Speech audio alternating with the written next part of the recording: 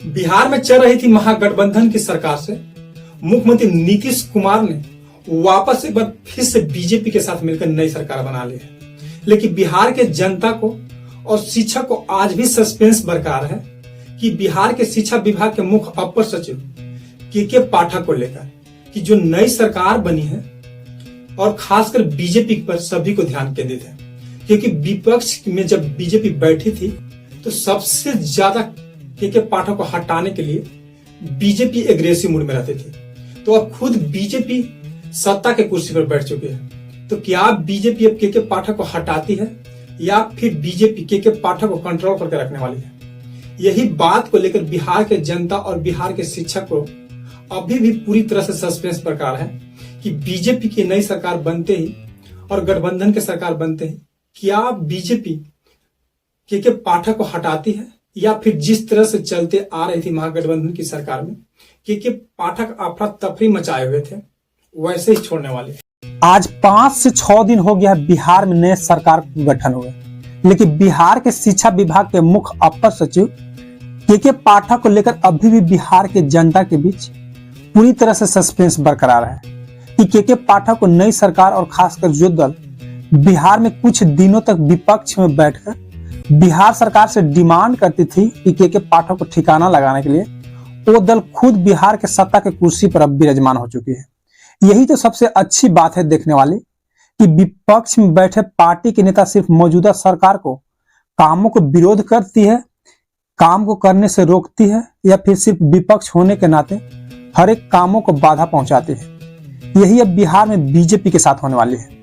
क्या बीजेपी के पाठक को अब ठिकाना लगाएगी या फिर जिस तरह से के पाठक को बिहार में चल रहे महागठबंधन के सरकार में जो कोई ठिकाना लगाना चाहते थे वो खुद ठिकाना लग जाते थे।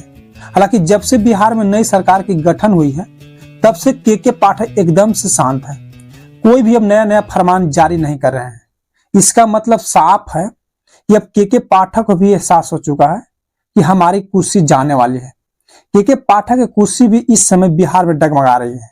के पाठक भी इस समय काफी चिंतित है अपने कुर्सी को लेकर। बिहार में नए तरीके से सरकार बनी है तो बिहार के नए मंत्रिमंडल का भी विस्तार होगा, इसमें कोई दो राय नहीं है। जरूर हर एक विभाग के नए मंत्री पद के शपथ लेंगे नेतागण। शिक्षा मंत्री भी नए बनाए जाएंगे। जैसे बिहार में नई सरकार की गठन की गई है वैसे ही शिक्षक गण को एक नई उम्मीद की किरणें जगी है कि अब मुंह खोलने का मौका मिलेगा, अपने बातों को रखने का मौका मिलेगा। कुछ शिक्षक गण को तो के पाठक के द्वारा हमेशा के लिए निष्कासित कर दिया गया था, तो उन सब शिक्षक गणों को फिर से ज्वाइनिंग करा दिया जाएगा।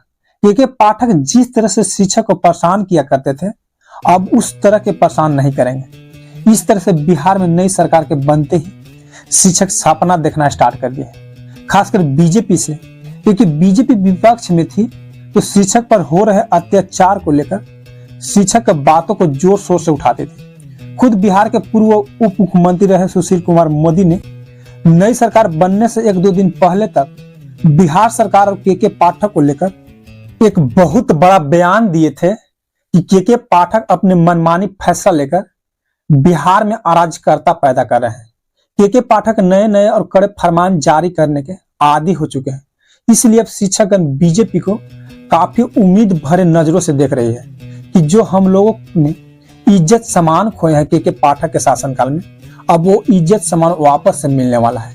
हालांकि असल में गांव देहात और बिहार के जनता के पाठक के कार्य से काफी प्रसन्न है, इसलिए तो के पाठक को तारीफ करते थक नहीं रहे हैं बिहार के जनता।